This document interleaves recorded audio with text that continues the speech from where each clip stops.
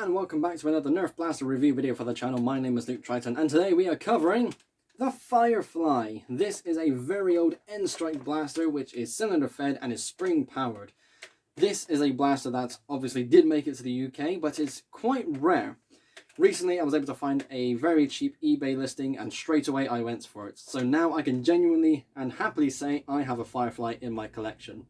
So why am I reviewing such an old blaster? Well, there is a reason to that, and it's a bit of an odd one, but one that does make sense. So as I've said in the past, I live in the UK, and new releases for Nerf don't always make it to the UK. So somebody getting into the Nerf hobby today might look at a blaster and go, oh, I want that, but learn, oh, it doesn't ship to my country. You could probably get one from America and have it imported over, and that's something I've done in the past, but it does get expensive. So sometimes we look to the past and think, what blasters still hold up? Some do, some don't, and personally, I think this is one of those blasters that does. So this is a very funky blaster. Let's just take a moment to appreciate what we were missing out on back in the day. Look at this shell design here. Modders have used this shell area to integrate into other modified blasters.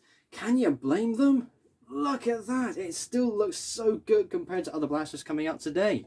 It's so gorgeous.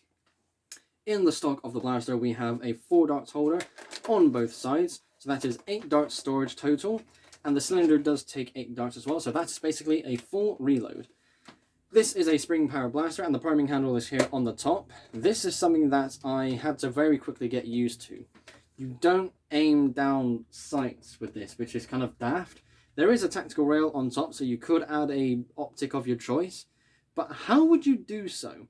The priming handle gets in the way of where you would aim down sight. It's not what you should be doing.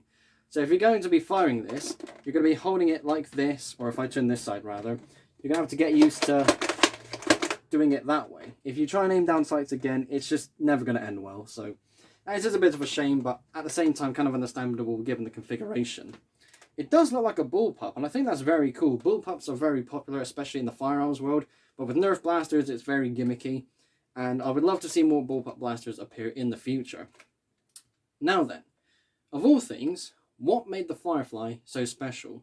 It has a very cool configuration when you hold it like this. The shell looks beautiful still, but it fired glow-in-the-dark darts. Now sadly I don't have any with me for such a demonstration, but I will show off how the darts were charged. This is very different to how the Raven operated because that came with a magazine that would activate some LEDs and that would charge the darts in the magazine ready to go. This had, let me make sure I'm on the right side, here we go, a switch. So that's in the off position at the moment. That is now in the on position. So what would happen is after priming the blaster, you're ready to pull the trigger, but as you pull the trigger, a flash of light will activate and that would charge the darts.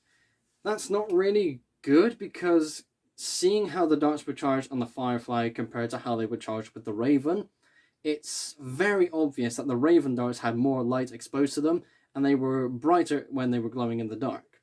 So what I'm going to do now is turn off the lights, and I will also now give a flash warning. There will be flashes on screen, so if you do have any effects to flashing lights, I do advise you to either look away or skip. I will make it known when the flashing stops. One other thing to point out is that, at least with this unit, because of its age, it doesn't flash consistently. It's supposed to flash every time you pull the trigger after priming. Sometimes it doesn't do that. But I'll give it a while, and I will also say volume warning because priming the blaster and firing does make a bit of noise. So here we go.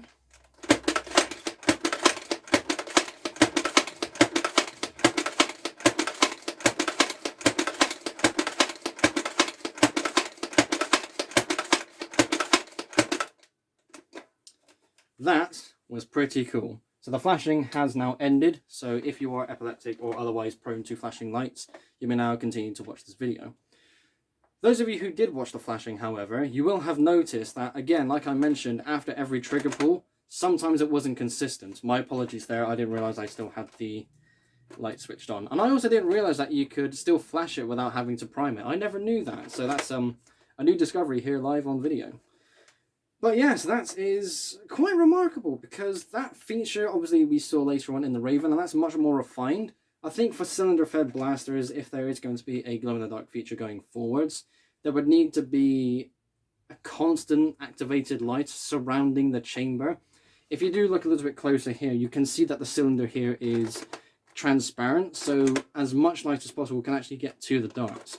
It's not the best thing ever, again, because the darts even then are still quite restricted from the light source, and the light is only a flash as well. And yeah, again, it wasn't the best thing ever, but the fact that they still did that was so unbelievably cool. So, in a way, I think that's pretty much it. This isn't exactly a longer video, but the Firefly is definitely a blaster I would recommend people pick up. However, don't pay too much for one. Yes, it's a very cool blaster. I got very lucky in finding a listing on eBay for only £5. But I have seen eBay listings where they go up to 30, 40 quid just because people understand, ooh, it's a Firefly, it's desirable. And it's never really worth that. It's an old blaster. It should not really hold up that kind of value, especially in the market where other really crappy blasters are costing the same amount of money. Something secondhand, something from many years ago, should not have to cost you a small fortune, especially if you're getting into the Nerf hobby and you want some older blasters for your collection. This is something that I would definitely recommend you pick up, but be patient, you will find one for a decent price.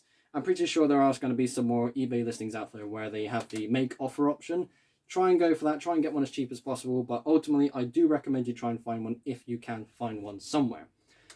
So that is it for this review video. Thank you all ever so much for watching. Be sure to keep an eye out on the community tab for polls and updates. Be sure to like and subscribe if you haven't already. I will see you all in the next episode. Bye bye.